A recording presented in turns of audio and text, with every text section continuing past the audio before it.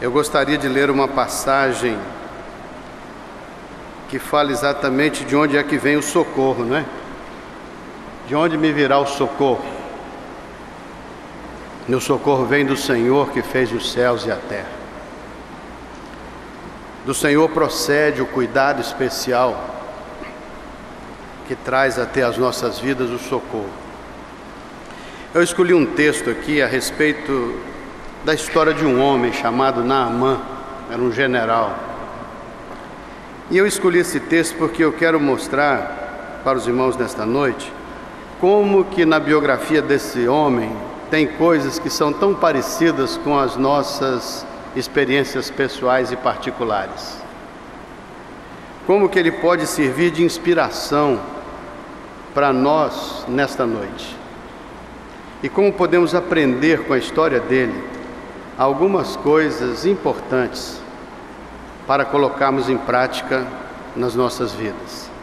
Eu leio no capítulo 5 do segundo livro dos Reis, uma parte da sua história que diz assim: Naamã, comandante do exército do rei da Síria, era um grande homem diante do seu senhor e de muito conceito, porque por ele o Senhor dera vitória à Síria, e ele era um herói de guerra, porém era leproso. Saíram tropas da Síria e da terra de Israel levaram cativo uma menina que ficou ao serviço da mulher de Naamã.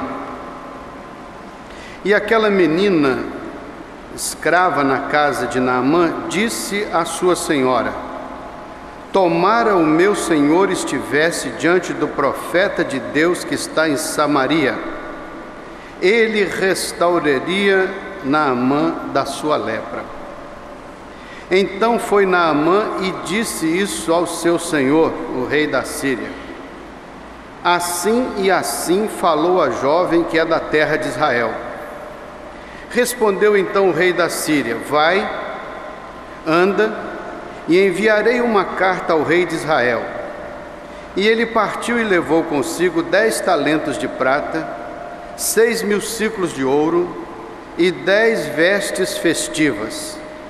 Levou também ao rei de Israel uma carta que dizia: logo, em chegando a ti esta carta, saberás que eu te enviei Naamã, meu servo, para que o cures da sua lepra. Tendo lido o rei de Israel a carta, rasgou as suas vestes e disse: acaso sou eu Deus para poder tirar a vida ou para poder dá-la, para que me envie este a mim um homem para curá-lo da sua lepra? Notai, pois, e vede que este rei da Síria procura um pretexto para romper suas relações diplomáticas comigo. Ouvindo, porém, Eliseu, homem de Deus, que o rei de Israel rasgara as suas vestes, mandou dizer ao rei: por que rasgaste as tuas vestes? Deixa este homem vir a mim, e ele saberá que há um profeta em Israel. Veio, pois, Naamã com os seus cavalos, os seus carros, e parou diante da casa de Eliseu, à sua porta. Então Eliseu, de dentro da casa, lhe mandou um mensageiro, dizendo: vai e lava-te 7 vezes no Jordão, e a tua carne será restaurada e ficarás limpo. Naamã, porém, muito se indignou e foi-se dizendo: pensava eu que o profeta sairia a ter comigo do lado de fora da sua casa. Por-se-ia de pé, invocaria o nome do Senhor seu Deus, moveria a sua mão sobre o lugar da minha lepra e restauraria a minha vida. Não são porventura Abana e Farfá, rios de Damasco, melhores do que todas as águas que existem em Israel? Não poderia eu lavar-me nestes rios de Damasco e ficar limpo? E voltou-se e foi na direção de Damasco com muita indignação. Então aproximaram-se dele os seus oficiais e lhe disseram: meu pai, Se o profeta tivesse dito alguma coisa difícil de realizar, acaso tu não farias? Quanto mais que ele te disse apenas para lavar-te nas águas do Jordão e assim ficarás limpo. Então Naamã reconsiderou, desceu, mergulhou no Jordão 7 vezes, conforme a palavra do homem de Deus. E a sua carne se tornou como a carne de uma criança, e ele ficou limpo. Voltou então Naamã, o homem de Deus, ele e toda a sua comitiva, e pôs-se diante dele e disse: Eis que agora reconheço que em toda a terra não há Deus, senão em Israel. Agora, pois, te peço que aceites um presente que eu quero lhe ofertar. Porém, o profeta lhe disse: Tão certo como vive o Senhor em cuja presença estou, não aceitarei qualquer valor, qualquer presente. E ele instou com ele para aceitar, mas o profeta recusou. Disse então Naamã: Se não queres, peço-te que ao teu servo seja dado levar uma carga de terra de 2 mulos, porque nunca mais oferecerá este teu servo holocausto nem sacrifício a outros deuses, senão que de agora em diante adorarei somente ao Senhor. E aí ele vai dizendo mais algumas coisas aí para frente, mas vou parar aqui com os irmãos.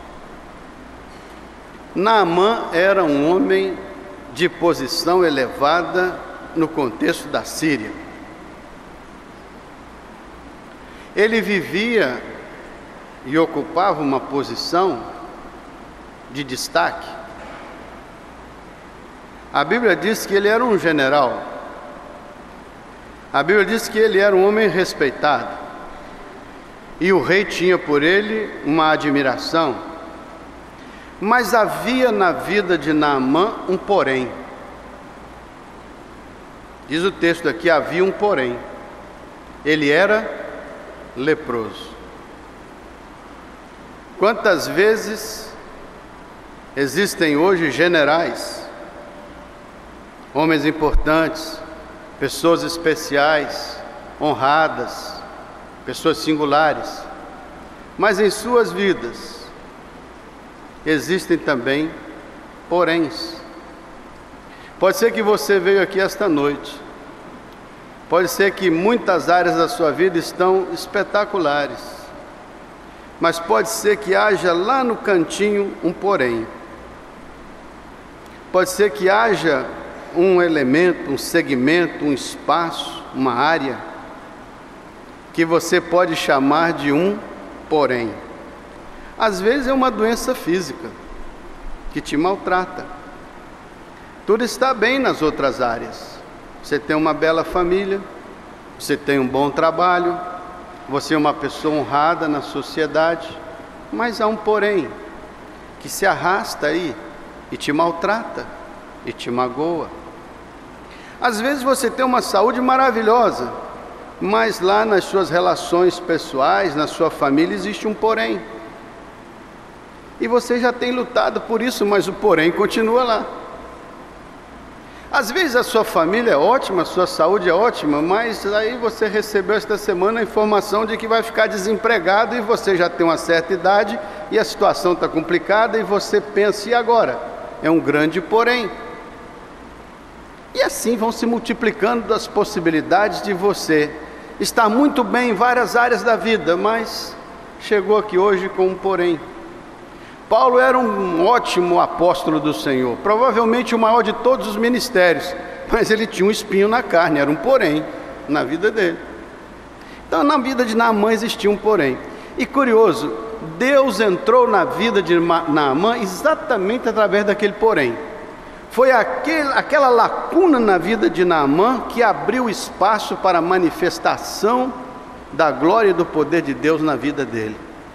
Às vezes Deus não usa tanto as partes boas e espetaculares das nossas vidas. Às vezes Deus, pela sua sutileza, pela sua perspicácia, às vezes Deus vai alcançar a nossa vida exatamente através daquela ferida, daquele espinho, daquele porém. E às vezes Deus vai nos tocar a vida como tocou a vida de Naamã, através daquela área que parece tão difícil e sobre a qual você não tem grande domínio e sobre a qual você tem passado momentos de insegurança, dificuldade ou intranquilidade. Tem alguma área da sua vida que você gostaria de ver Deus trabalhando? Tem algum espaço da sua vida que você sente que precisa especialmente da mão de Deus? Tem algum espaço da sua existência que você sente que precisa ser arranjado pelo Senhor? Tem algo especial que você gostaria que Deus fizesse na sua vida? Tem algo especial e singular que você gostaria que Deus fizesse hoje na sua vida? Tem uma oração que você já vem fazendo há algum tempo e que você gostaria de vê-la respondida hoje pela graça e pelo poder de Deus? Existe algum espaço na sua vida que você sabe que só a graça de Deus vai ser capaz de resolver? Então nós vamos hoje olhar aqui algumas experiências deste general Naamã e vamos ver como foi que ele enfrentou essa situação e como ele pode nos trazer algumas lições especiais. Algumas informações aqui nesse texto vão nos ajudar a pensar sobre como Deus vai abrir um espaço na nossa experiência pessoal e vai realizar algo maravilhoso em nós e através de nós. Primeira coisa aqui é que este Naamã era um homem general e ele recebeu na sua casa uma menina que veio transportada de Israel como escrava. Então ela era na sua casa uma empregada doméstica. Era uma menina que estava ali como escrava, que estava a serviço da esposa de Naamã. Mas esta menina era uma crente. Esta menina era uma serva do Deus Altíssimo.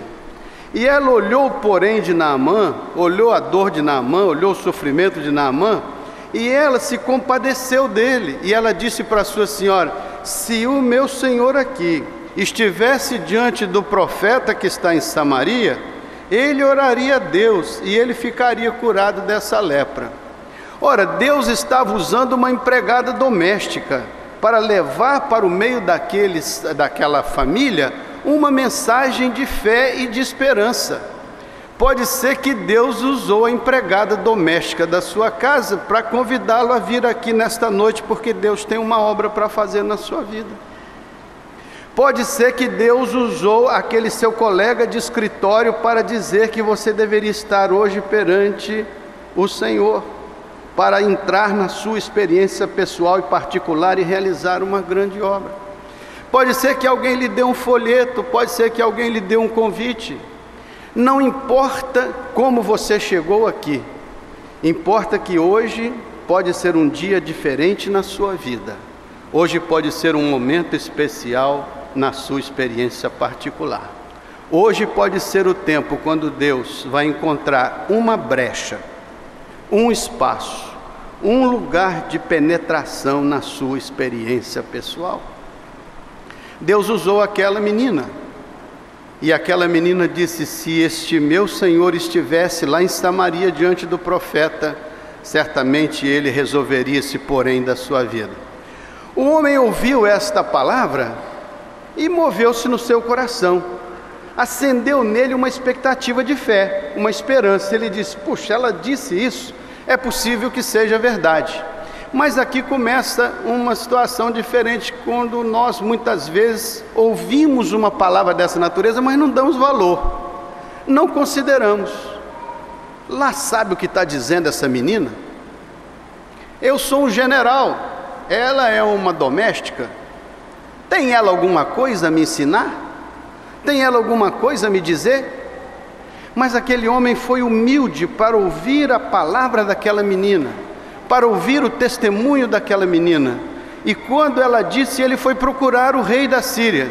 Ele disse: olha, a menina que está lá em casa, que veio transportada de Judá, ela me disse que se eu estivesse diante do profeta, certamente ficaria curado deste meu porém, ficaria curada deste meu mal. E naquele instante o rei se solidarizou com ele. O rei disse assim: eu vou mandar uma carta ao rei de Israel, e vou mandar uma carta dizendo que eu espero que quando você chegar lá, ele te cure da sua lepra. Ora, aí já havia uma confusão. A menina falou que ele devia estar diante do profeta. Já o rei interpretou: não, agora o negócio aqui é de rei para rei. Eu não quero saber do profeta, eu vou te mandar uma carta para você ir procurar o rei de Israel. Agora vai tratar diplomaticamente de rei para rei. E mandou a carta. E então Naamã também pensou: isso deve ser um negócio meio diplomático. Eu vou levar logo alguma quantidade de dinheiro, vou levar umas vestes especiais, vou levar algumas prendas, porque pode chegar lá que eu vou negociar com o rei de Israel a minha cura e a minha restauração. Trouxe ele então suas dádivas e seus presentes. Quando a carta chegou nas mãos do rei de Israel, o rei de Israel teve um impacto muito grande. Ele disse assim: acaso eu sou Deus para resolver o problema desse homem? Esse rei da Síria está querendo confusão comigo, porque me manda fazer uma coisa que eu não posso fazer, porque eu não sou Deus. O rei de Israel sabia que aquela situação precisava ser resolvida não de rei para rei, mas de uma pessoa que tinha um porém e um Deus poderoso da criação. E o rei ficou angustiado, rasgou as suas vestes e entrou em crise, porque na verdade eu não tenho como resolver esse problema. Não é um problema humanamente fácil de resolver. Eu não sei aqui como curar a lepra desse homem, eu não tenho recursos humanos para curar essa situação. Esse rei da Síria está querendo criar um conflito, ele está querendo romper diplomaticamente comigo. Criou uma situação conflitiva. E no meio dessa crise, o profeta ouve que o rei havia rasgado as suas vestes. E o profeta disse: rei, isso não é uma questão humana, não é uma questão diplomática. Diga para o Naamã vir falar comigo, ele saberá que há um profeta em Israel. Agora nós vamos tirar essa solução do ambiente diplomático e humano e vamos trazer essa solução para o ambiente espiritual, para o ambiente onde Deus é que vai realizar essa obra na vida desse homem. Mande ele vir falar comigo, porque ele vai encontrar aqui uma resposta que ele não tem encontrado em nenhum outro lugar. Olha a palavra da menina lá, se cumprindo aqui, quilômetros e quilômetros de distância. Ela disse: se ele estiver diante do profeta, Deus vai realizar uma obra na vida dele. E agora ele vai estar diante do profeta. Então o rei transfere aquela responsabilidade. O rei diz assim: agora, Naamã, você vai lá na casa do profeta. Não é comigo, é com o profeta. Aí ele chega lá na casa do profeta, vai ele, a sua comitiva, os carros e todas as suas dádivas. Quando ele chega na casa do profeta, ele tem uma decepção. E é uma decepção complexa e difícil, porque ele chega lá e se anuncia. Ao invés do profeta sair de casa e chegar lá e prestar uma reverência ao general, ao representante de um país estrangeiro, o profeta nem saiu de casa, mandou um mensageiro lá: diga para esse ilustre general que ele vá no Jordão e mergulhe 7 vezes. É só isso, só isso. Mas mergulhar 7 vezes no Jordão? Aí ele se encheu de indignação. Primeiro ele disse: eu esperava que ele saísse de casa, que chegasse aqui, que invocasse o seu Deus, que pusesse a mão na minha lepra e que me curasse. Era isso que eu esperava dele, era desse jeito que eu queria que fosse, era desse jeito que eu esperava que acontecesse. Mas não aconteceu dessa maneira. Então sabe o que aconteceu no coração do Naamã? Ele se indignou com aquele negócio. Ele disse assim: lá na minha cidade, lá em Damasco, capital da Síria, tem rios melhores, maiores, mais limpos do que este rio aqui de Israel, do que todas as águas de Israel. Eu não poderia mergulhar nos 2 rios especiais de Damasco e ficar limpo e curado lá? Por que eu vou me submeter a esse rio Jordão, que não tem nada a ver com a pureza, a limpeza e a grandeza dos rios da minha terra? Indignou-se no seu coração e disse: vou voltar para a Síria. Veio leproso e ia voltar leproso. Veio leproso e ia voltar do mesmo jeito. Não resolveu o problema com o rei e não resolveu o problema com Eliseu, o profeta. E ele vai voltando agora, e a sua comitiva com ele, e ele cheio de indignação, cheio de aborrecimento.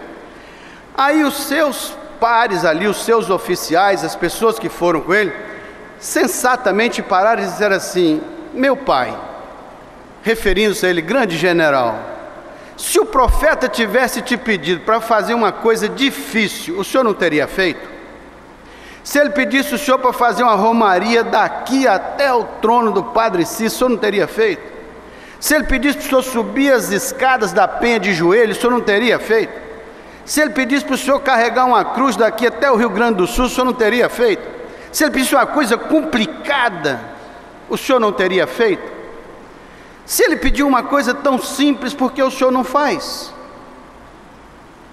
Faça, experimente, acredite. E Naamã se tocou. Deus usou seus oficiais e ele se tocou. Olha como Deus vai usando as pessoas para aconselhar, para falar, para inspirar, para mostrar. E ele então aceita. E ele chega na margem do rio, e o rio não era muito limpo, nem era tão grande, tão bom quanto os rios de Damasco, mas ele começa aquele ritual, mergulhou a primeira vez. Imagine agora se ele dissesse: não, já mergulhei uma vez, tá bom. Também ficar aqui 7 vezes fazendo a mesma coisa, dá a ideia de que eu não sei nem, né? Uma repetição inconsequente toda a vida. Mas não, mergulhou a primeira vez, a lepra estava lá. Mergulhou a segunda vez, a lepra estava lá. Mergulhou a terceira vez, a lepra estava lá. Mergulhou a quarta vez, quinta vez, sexta vez. Na 7ª vez, quando ele volta, então, a sua carne estava limpa como a de uma criança.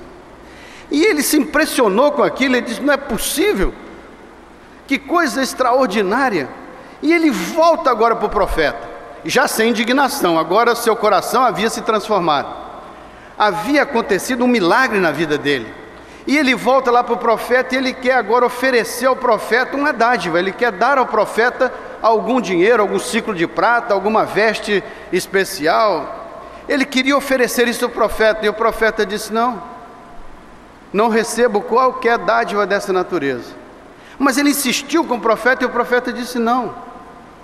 Na verdade, isso foi uma obra de Deus na sua vida. Aí o profeta sai da cena. Você vê que no relato o profeta então desaparece.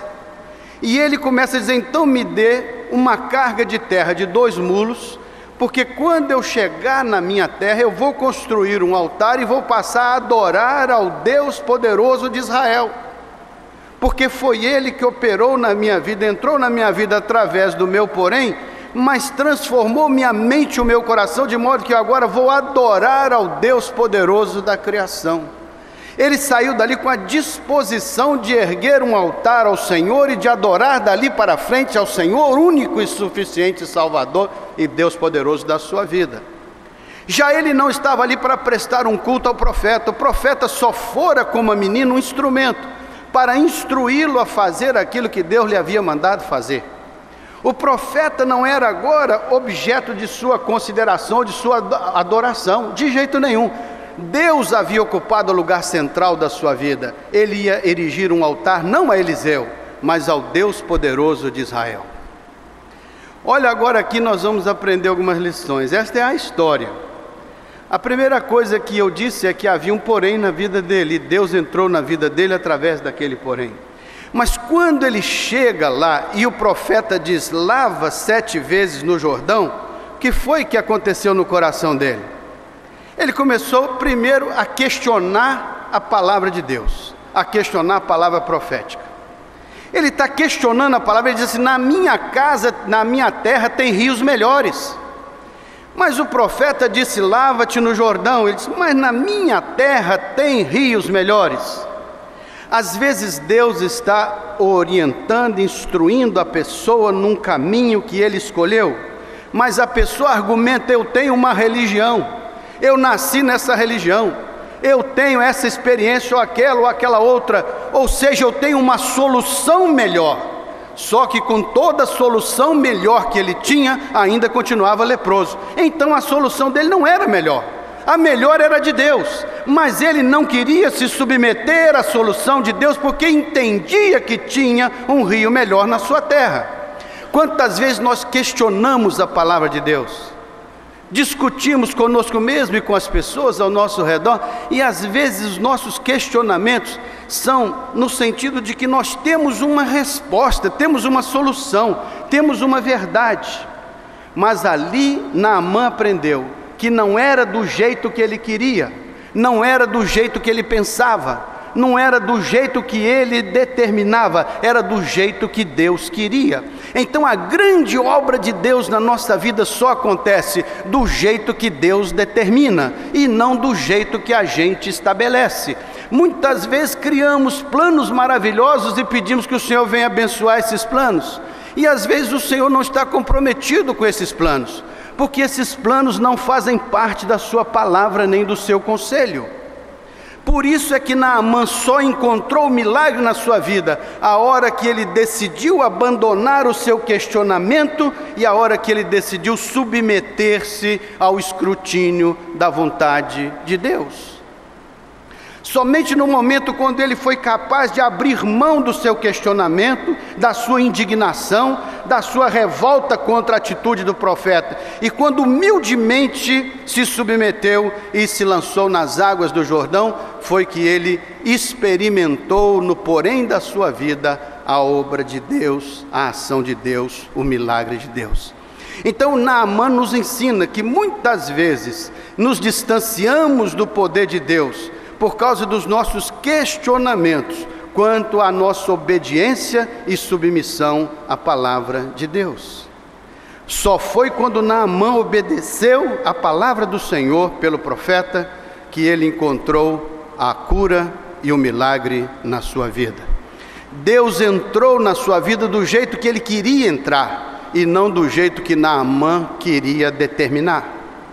Naamã tinha uma solução aparente, mas não era a solução de Deus. A solução de Deus era o rio Jordão, não os rios de Damasco. Muitas vezes a dificuldade, meus irmãos, de Deus operar na nossa vida é porque Ele gasta tanto tempo para resolver os nossos questionamentos, Ele gasta tanto tempo para quebrantar o nosso coração, Ele gasta tanto tempo para nos convencer que as coisas têm que ser feitas da maneira dEle, que às vezes perdemos um tempo imenso de receber o milagre, a cura e a restauração. Gastamos longos e preciosos anos de vida questionando, discutindo, resistindo, tendo uma atitude contrária à palavra profética de Deus, porque achamos que temos soluções ou compreensões melhores. Mas somente quando nos submetemos a fazer as coisas do jeito que Deus nos instrui a fazer, é que nós abrimos a porta para que o Senhor realize o milagre nas nossas vidas. Naamã questionou, mas teve a graça de revisar os seus questionamentos e humildemente retornar ao que Deus lhe havia ordenado fazer mediante a palavra profética. Segunda coisa importante, o profeta disse: você vai lá no Rio Jordão e você deixa a sua indignação de lado, deixa os seus questionamentos, tenha a humildade de mergulhar lá 7 vezes. Por que 7 vezes? Por que 6 vezes? Por que 18 vezes? Por que 2 vezes? Por que 7 vezes? Você já parou para pensar? Por que Deus mandou mergulhar 7 vezes? Não podia mergulhar uma vez e resolver logo a questão? Não podia simplesmente colocar a mão ali na lepra e resolver? Mas naquele dia Deus falou com Naamã: você vai lá e mergulha 7 vezes. Você vai fazer do jeito que eu estou dizendo, você vai fazer da maneira que eu estou instruindo. E Naamã vai e mergulha 7 vezes, sabe por quê? Porque esse é o tempo de Deus, esse é o processo de Deus para curar a vida do Naamã. Deus escolheu esse processo, Ele é o Senhor poderoso da criação. Eu posso questionar se são 7, se são 6, se são 2, se é uma, se é... Na verdade, Deus não abriu questionamento para Naamã, Ele diz: mergulhe 7 vezes e estamos conversados. Ou seja, faça do jeito que eu estou mandando, obedeça do jeito que eu estou instruindo. Se submeta humildemente à minha direção e você vai ver o resultado da minha obra na sua vida. Então o que Deus estava dizendo? Eu tenho um tempo certo para agir. Você vai cumprir todo esse processo. Mas no final desse processo, se você for humilde, for obediente e for determinado e persistente em cumprir o que eu estou determinando na sua vida, você vai ver o milagre acontecer. O milagre de Deus vem, portanto, pela obediência e pela submissão da vida da pessoa que tem um porém e quer abrir um espaço para o Senhor. Todos nós temos o direito de questionar. Naamã tinha o direito de questionar. Todos nós temos o direito de ficar indecisos, todos nós temos o direito da dúvida, todos nós temos esse direito, mas Deus nos dá um tempo para que nós possamos passar por esses questionamentos, e a expectativa de Deus é trabalhar conosco durante todo esse tempo para alcançar o quebrantamento do nosso coração. A Bíblia é muito sábia, a Bíblia diz assim: se o grão de trigo não cair na terra, não morrer e não se quebrantar, fica ele só. Mas se ele quebrar a sua casca, ele libera a vida que está dentro dele e produz centuplicadamente. Então Deus está falando que é preciso haver um quebrantamento dos nossos corações.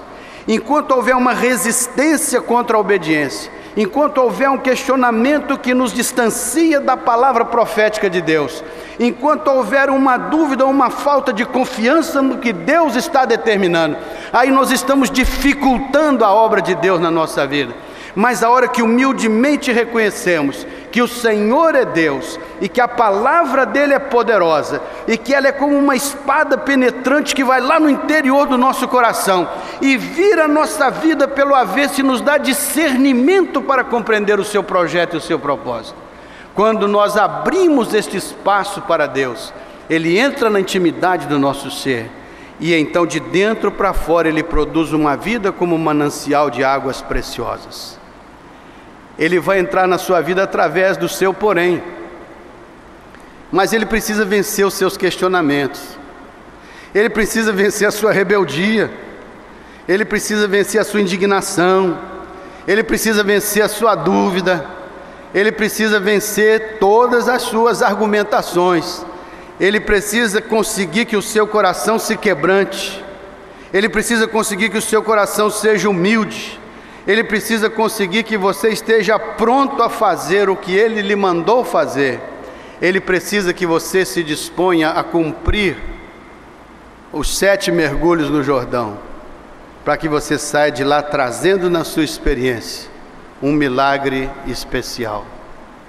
Naamã, então, depois deste milagre, ele vai lá no profeta e ele se sente agradecido. E eu imagino Naamã depois conversando com a menina lá na casa dele: olha, o seu testemunho foi espetacular, eu fui lá no profeta e olha aí o resultado, minha pele está como a de uma criança. Ele foi agradecer a menina que deu testemunho para ele. Ele talvez tenha agradecido os seus servos que na hora da indignação chegaram junto e disseram: nosso pai, general, vamos fazer o que Deus mandou, custa tão pouco, o profeta não pediu nada exagerado, ele só quer que o Senhor abra o seu coração, quebrante a sua alma, tire essa indignação e se submeta humildemente à instrução do profeta. Talvez depois ele ia dizer assim: meus generais, meus comandantes, meus capitães, eu sou extremamente grato a vocês, porque vocês me ajudaram a vencer os meus questionamentos, a vencer as minhas dúvidas e as minhas indignações. Vocês me ajudaram a perceber que havia uma voz de Deus, onde eu só via indignação, recalque, aborrecimento, chateação. Então, meus queridos irmãos, nesta noite, o que eu queria falar para vocês para encerrar isso aqui?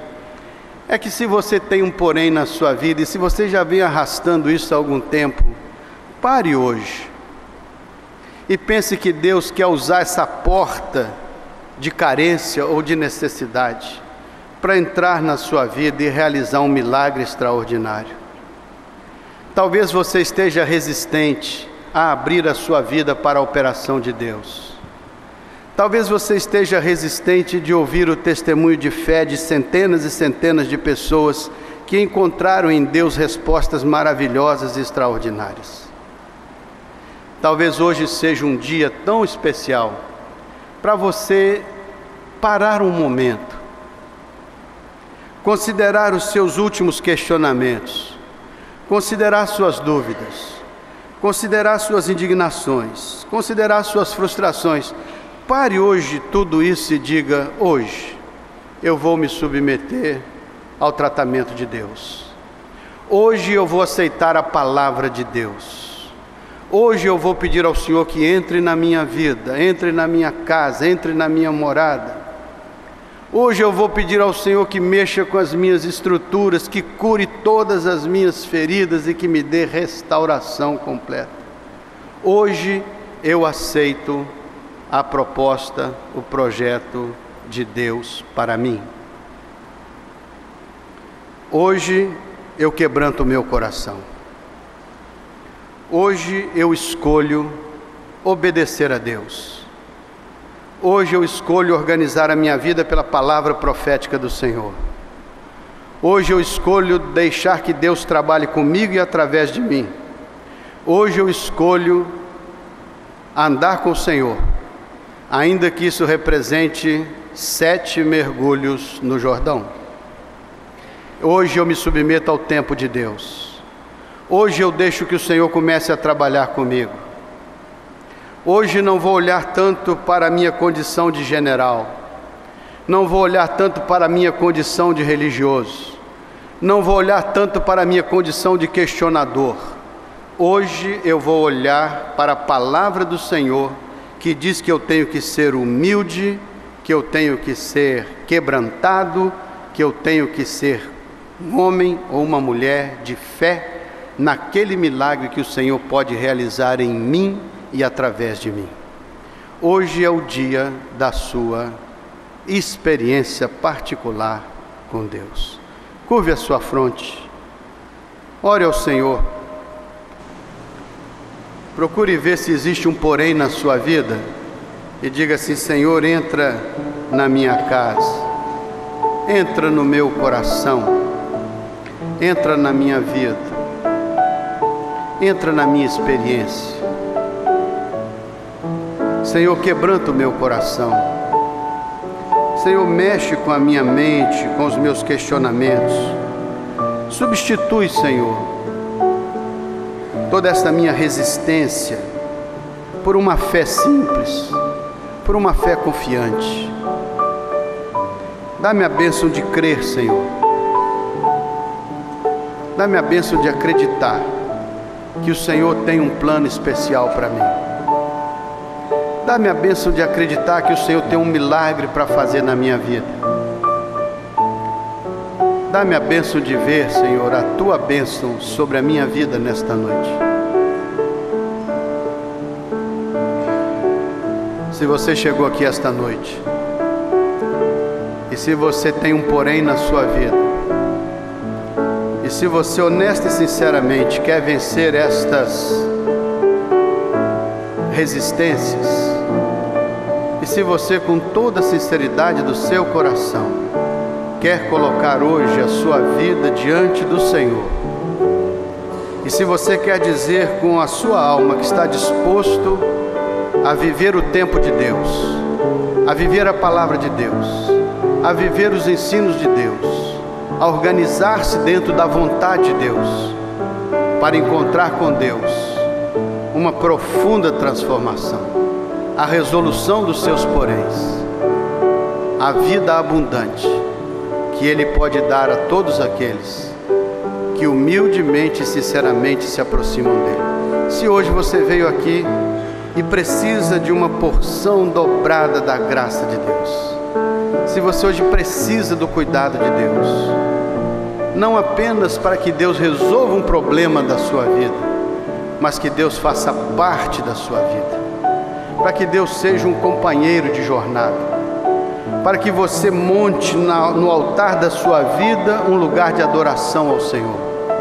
Você saia daqui nesta noite como alguém que vai adorar o Senhor na beleza da sua santidade. Você vai reformular sua posição com Deus, não apenas alguém que quer uma ajuda de Deus para resolver um problema, mas alguém que quer estabelecer uma relação de intimidade com o Senhor, quer estabelecer uma relação de comunhão com o Senhor, quer ser um amigo de Deus, quer ter a graça de poder orar ao Senhor, quer ter a graça de poder cultivar uma fé firme, uma fé vigorosa, quer ter a graça de abrir a palavra do Senhor e escutar a palavra profética te orientando, te instruindo no caminho que você deve seguir, quer ver a boa mão de Deus sobre a sua cabeça, quer ver o cuidado de Deus sobre você. Não importa se você pertence a essa igreja ou a outra igreja, ou se você não é crente, não importa, porque hoje é um dia especial na sua vida. Então eu vou pedir a você que fique de pé onde você estiver. Se no íntimo do seu coração hoje você de fato quer colocar a sua vida em frente ao Senhor e dizer: Senhor, entra na minha vida, entra na minha casa, diz uma só palavra e minha alma será salva. Entra nos poréns da minha existência. Pode ficar de pé, Deus te abençoe. Pode ficar de pé, Deus te abençoe. Deus abençoe a senhora. Pode ficar de pé onde você estiver. Se for uma decisão sincera, se você de fato quer agora desenvolver perante Deus uma atitude de fé, fique de pé. Entregue ao Senhor a sua vida. Entregue ao Senhor o porém da sua vida. Tem um porém? Fique de pé e coloque esse porém no altar do Senhor. Tem uma área difícil? Fique de pé e coloque essa área na frente do Senhor. Tem uma situação que você não consegue administrar, está trazendo sobre você uma crise, uma dor, uma angústia, uma tristeza. Aceite o testemunho do Senhor, o testemunho da palavra do Senhor. Pode ficar de pé onde você estiver, e esse gesto vai significar que Deus está olhando para você. Fique de pé, pode ficar. Deus te abençoe. Não se constranja não. Deus te abençoe. Deus abençoe você. Deus abençoe a sua vida. Deus abençoe a senhora. Deus abençoe a senhora. Ao ficar de pé, você está dizendo, como Naamã: eu estou disposto a fazer do jeito de Deus. Eu quero fazer do jeito de Deus. Eu quero fazer conforme a palavra de Deus. Eu quero fazer de acordo com a palavra profética do Senhor. É isso. Deus te abençoe. Deus abençoe a sua vida. Nós vamos orar. Se você não é crente, fique de pé e diga: eu hoje quero ser um crente em Jesus Cristo. Eu quero fazer do jeito de Deus. Eu já fiz do meu jeito e não deu certo, agora eu quero fazer do jeito de Deus. Já fiz do meu jeito e deu complicação, quero fazer do jeito de Deus. Quero ajeitar a minha vida de acordo com a palavra do Senhor. Esse é o seu tempo, é o seu momento. Nós vamos orar, a igreja está orando por você. Tenha confiança. Esse é o tempo de Deus. Esse é o tempo da fé, é o tempo da confiança, não é? É o tempo da entrega, é o tempo da humildade, é o tempo do quebrantamento, é o tempo de dizer: Senhor, eu quero fazer do teu jeito. Eu quero abrir a minha vida para que o Senhor opere um milagre especial. Quero que o Senhor realize uma obra especial na minha vida. Que coisa boa saber que Naamã voltou para casa com uma grande obra de Deus na sua vida. Você vai voltar esta noite daqui para sua casa com uma grande obra de Deus na sua vida. Acredite nisso. Faça do jeito de Deus. Faça do jeito que Ele está lhe dizendo para fazer. E leve para casa uma bênção especial que Deus tem para você nesta noite. Amém? Vamos então orar?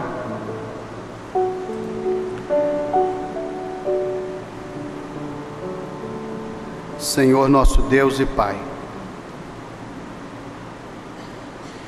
no silêncio desta hora, queremos calar os nossos corações, as nossas mentes, queremos deixar de lado os nossos questionamentos, as nossas dúvidas, as nossas inseguranças, e queremos nesta hora, Senhor, pedir que sobre nós venha a unção do Teu Espírito Santo. Que sobre nós, ó Deus, venha a Tua graça poderosa. Que sobre nós, ó Deus, estejam estendidas as Tuas santas mãos. E, ó Deus, olha para a vida de cada um aqui nesta hora que está de pé diante de Ti. Esses irmãos ficaram de pé porque querem fazer do Teu jeito. Querem fazer da Tua maneira, querem fazer dentro do Teu tempo. Ó Deus, honra a fé destes irmãos. Traz sobre eles, ó Deus, uma resposta extraordinária. Resposta esta vinda das Tuas mãos para cada um desses irmãos. Ó Deus, coloca a Tua boa mão sobre a cabeça de cada um e estabelece os seus pensamentos.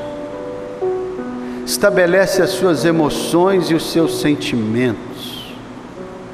E remove, ó Deus, tudo aquilo que não Te pertence da vida destes irmãos. E traz sobre eles, ó Deus, a bênção poderosa da Tua presença.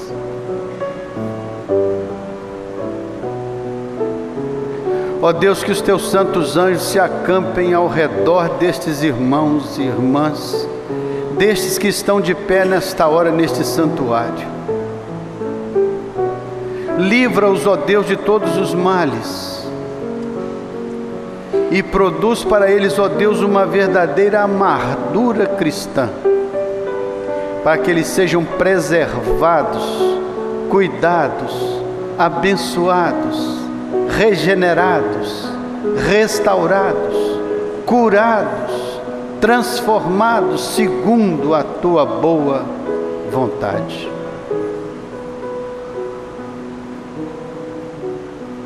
Ó Deus, sonda os nossos corações. Conhece, Senhor, cada um de nós aqui nesta hora. Vê se há em nós algum caminho mau, Senhor, e guia-nos pelos caminhos da Tua vontade. Senhor, trabalha na mente de cada um de nós. Ajuda-nos a fazermos as coisas de acordo com o Teu jeito, de acordo com a Tua palavra, de acordo com os Teus ensinos, de acordo com as Tuas promessas. Habilita-nos e sensibiliza o nosso coração para entender o que Tu queres de nós.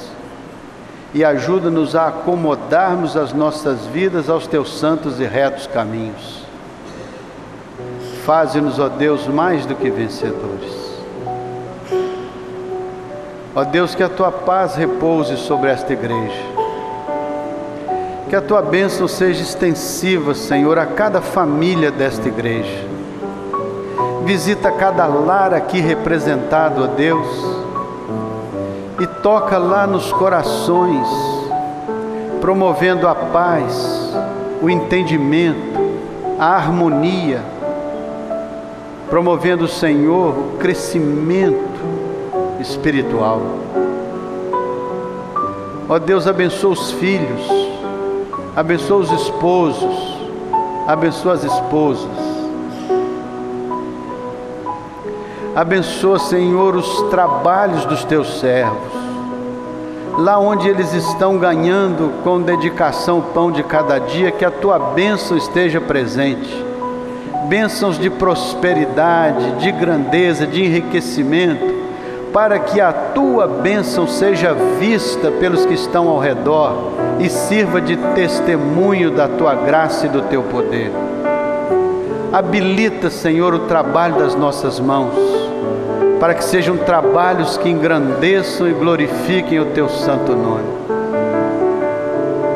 Ó Deus, visita aqueles que estão agora enfermos por alguma razão, que tem algum espinho na carne. Ó Deus bendito, nós colocamos estas vidas nas Tuas santas mãos e pedimos, ó Deus, que Tu abençoes estas vidas com bênçãos de cura, com bênçãos de restauração, com bênçãos de regeneração, com bênçãos tais, ó Deus, que delas advenha um testemunho vivo da Tua presença em nossas vidas. Ó Deus bendito, abençoa esta igreja, que ela seja sempre uma bênção nas Tuas mãos, para pregar esta palavra profética, ensinando as pessoas o caminho de uma relação íntima e profunda contigo. Abençoa o nosso pastor Alberto e todos os seus cooperadores. Abençoa as organizações desta igreja. Abençoa os oficiais e líderes desta igreja. Que nas Tuas mãos isto possa ser como um farol, iluminando as vidas que por aqui passarem. Ajuda-nos, ó Deus, a termos quebrantamento de alma e de coração, para que as nossas vidas se inclinem humildemente a se submeter à Tua vontade e aos Teus ensinos. Ó Deus bendito, dá-nos uma noite de paz, dá-nos uma noite de bênçãos, traz sobre nós a harmonia do Teu Espírito, a alegria da salvação, a bênção de sabermos que estamos nas Tuas mãos seguros e que, Senhor, o maligno não nos toca. Ó Deus, esta é a nossa oração, esta é a alegria do nosso coração, e Te agradecemos pela experiência de Naamã lá no passado, que nos ensinou que devemos esperar o Teu tempo e obedecer os Teus ensinos para experimentarmos as Tuas bênçãos. Ó Deus, esta é a nossa oração, em nome de Jesus. Amém. Deus abençoe os irmãos. Amém.